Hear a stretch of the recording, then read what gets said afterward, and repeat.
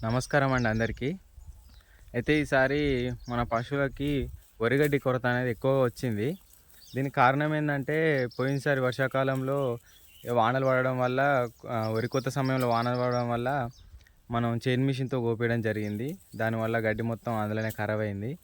కొంచెం టైర్ల మిషన్ నడిచినా అది ఆహ్, గడ్డి వాము పెట్టినాం గానీ అది అయిపోయింది అప్పుడే. అయితే ఇప్పుడు ఈ సమస్యను తీర్చడానికి మనం పక్కన ఉన్న బావ వాళ్ళ దగ్గర గడ్డి ఉండే కొంచెం కట్టలు. అయితే దాన్ని కొనడం జరిగింది. ఒక కట్ట మనకి రూ. 60 తీసుకోవడం జరిగింది.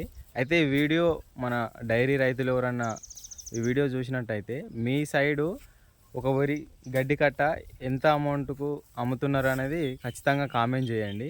ఎందుకంటే ఒక్కో సైడ్ ఒక్కో విధంగా ఉంటది కదా! మీ సైడు ఎంతుందో రేటు కామెంట్ చేయండి.